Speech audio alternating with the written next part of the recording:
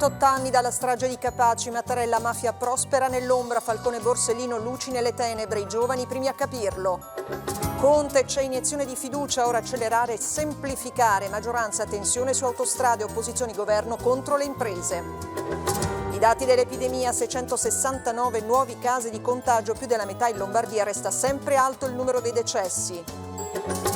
Primo weekend dopo il lockdown, in tanti in spiaggia, movida, polemiche, coprifuoco a Brescia, locali chiusi dopo cena, rafforzati i controlli. San Francisco, le fiamme divorano parte dello storico molo dei pescatori, corsa contro il tempo per salvare il luogo simbolo.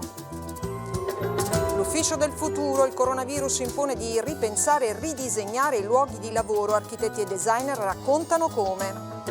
120 anni fa nasceva a Napoli Edoardo De Filippo, gigante della scena. A teatro, la passione della sua vita, ma anche al cinema e in TV. Tanti capolavori, da Filumena Marturano agli esami non finiscono mai.